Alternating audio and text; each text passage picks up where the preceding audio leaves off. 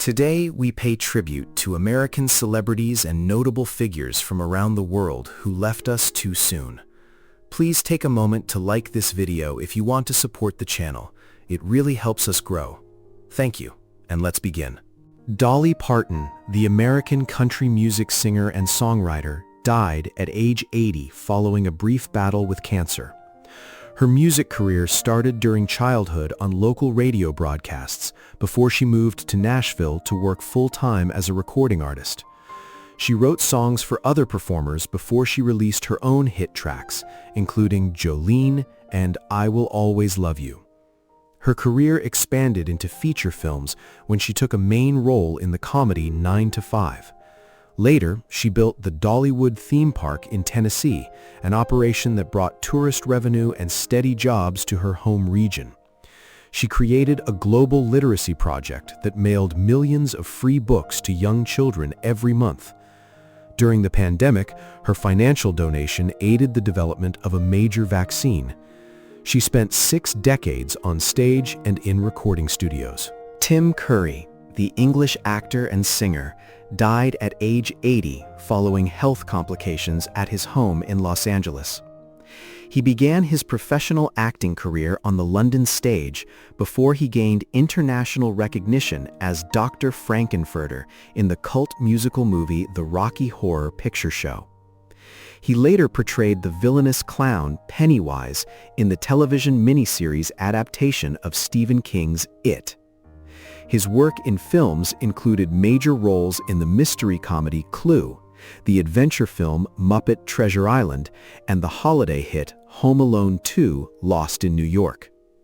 Curry suffered a stroke in 2012 that restricted his physical mobility, but he continued his voice acting work for animated television shows and video games for another decade. Off-screen, he recorded 3 solo studio albums and earned several Tony Award nominations for his work in Broadway musical theater productions. Shelley Fabares, the American actress and singer, died at age 82 following a brief illness at her home in Los Angeles. Her work began as a child performer, but her major breakout arrived when producers cast her as Mary Stone on The Donna Reed Show. During her years on the series, she recorded the pop single Johnny Angel, which reached #1 on the Billboard charts in 1962. She went on to co-star with Elvis Presley in 3 musical feature films during the mid-1960s. Decades later, television audiences recognized her as Christine Armstrong on the long-running sitcom Coach. Off-camera, friends remembered her for her sense of humor and warmth. She spent her later years working with health awareness groups after she underwent an organ transplant in 2000. Her career spanned more than 50 years across television, music, and film. John Heard, the American actor best known for his role as Peter McAllister in the Home Alone movies, died at 71 after a heart attack linked to heart disease. Hotel staff found him unresponsive in Palo Alto, California, 2 days after he underwent routine back surgery. Medical examiners confirmed the surgical procedure was not the cause of death. Beyond his work in holiday comedies, Heard built a long career in theater, film, and television. He earned strong critical notice for his dramatic roles in films such as Cutter's Way and Big. On television, he took recurring roles on series such as The Sopranos. Directors praised his intense focus on set. His body of work spanned 4 decades across studio releases, independent films, and stage plays. He left behind 3 children and a long record of memorable roles. Dawn Wells, the American actress who played Mary Ann Summers on Gilligan's Island, died at age 82 from complications related to COVID-19 in Los Angeles. Before she entered show business, Wells represented Nevada in the 1959 Miss America pageant. She beat out hundreds of applicants to land her famous role as the Kansas farm girl on the classic television comedy. She embraced the popularity of the show for decades, answered fan mail by hand, and attended cast reunions. Outside of television, she created a specialized clothing line designed for individuals with limited physical mobility. She also taught regional acting workshops and remained active in theater productions into her late 70s. Fans remembered her approachable demeanor at public events across the country. Her career spanned more than 50 years in television, stage, and voice work. Alan Thicke, the Canadian actor and television host, died at 69 after a sudden aortic dissection in Burbank, California.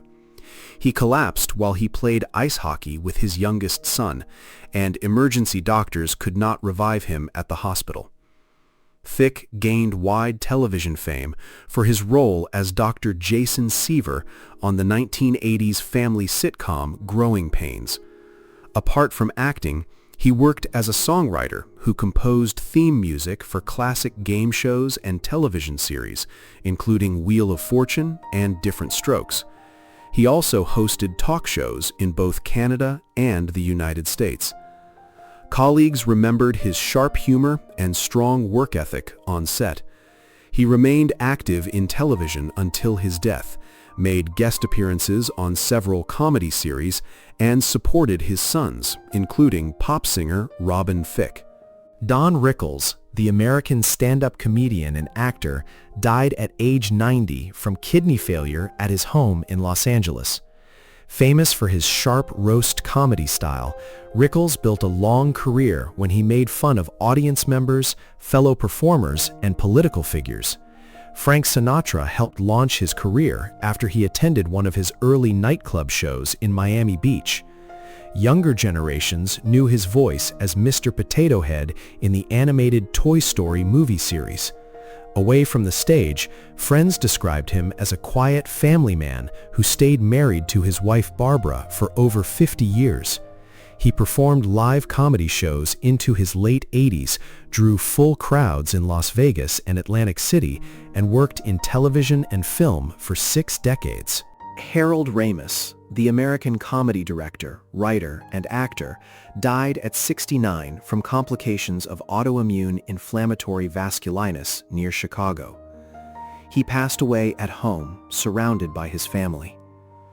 Ramis started his career with the Second City comedy troupe before he co-wrote Animal House and starred as Dr. Egon Spengler in Ghostbusters.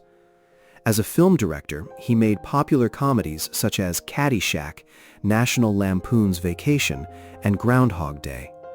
His movie scripts paired practical comedy with clear story structures, an approach that influenced modern American film production. Industry colleagues praised his calm demeanor on set and his willingness to mentor younger actors and writers. He spent his final years living outside Los Angeles, focused on script projects and family life.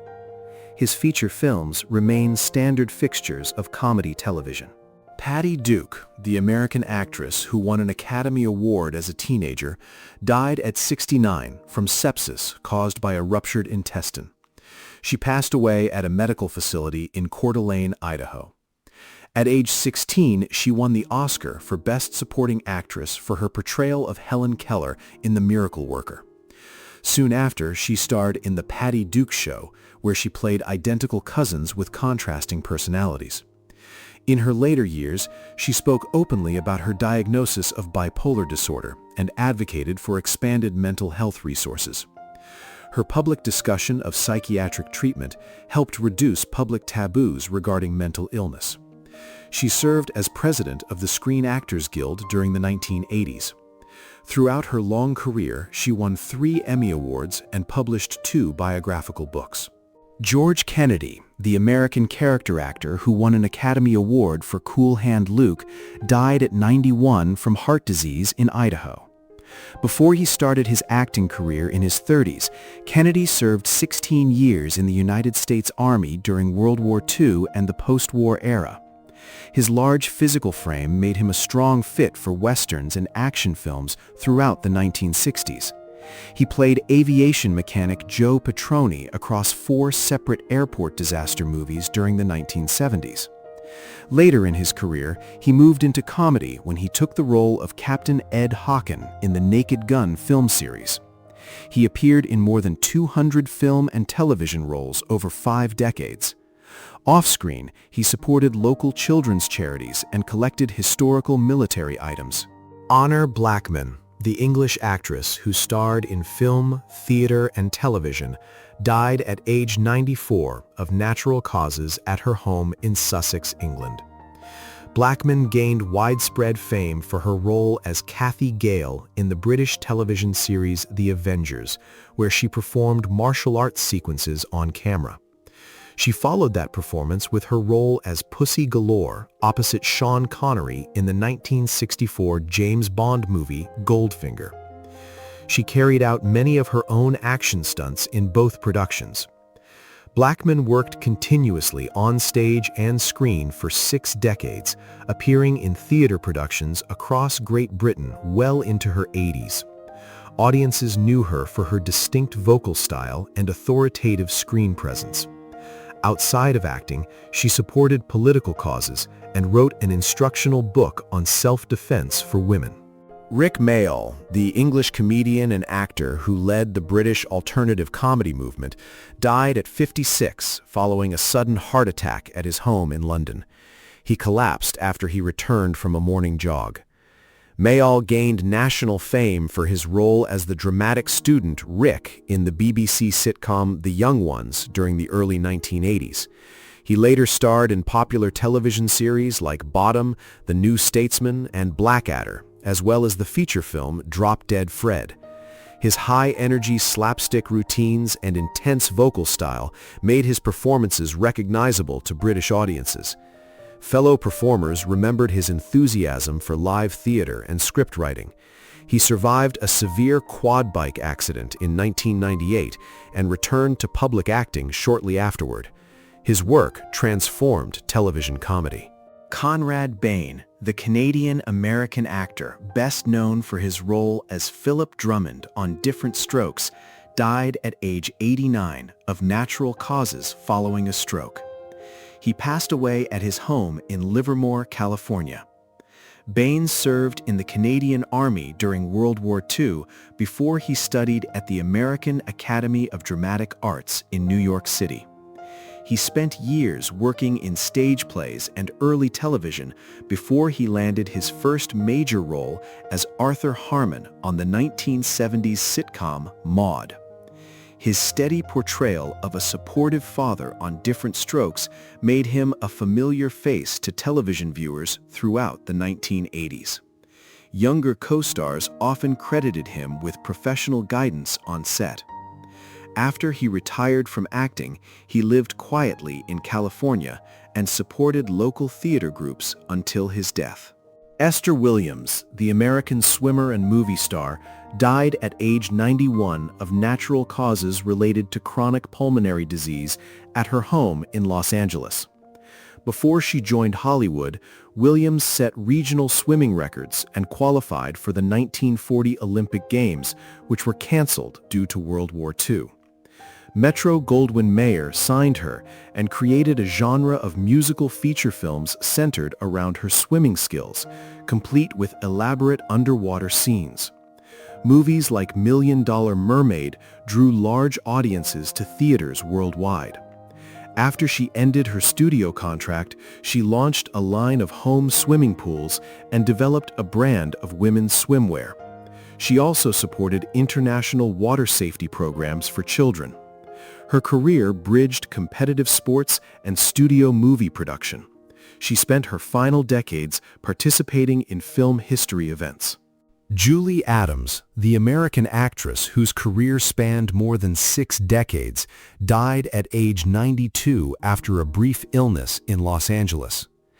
Adams gained international recognition for her role as Kay Lawrence in the 1954 horror film Creature from the Black Lagoon. Scenes of her character in the Amazon lagoon became famous images of 1950s cinema. Beyond horror films, she acted across multiple movie genres, co-starring with Jimmy Stewart in Bend of the River and Elvis Presley in Tickle Me. She maintained a busy television schedule throughout the late 20th century, appearing on series such as Murder, She Wrote, Perry Mason, and Lost. She published an autobiography detailing her Hollywood studio contract days. Fans continued to send her fan mail and visit her public appearances late into her life.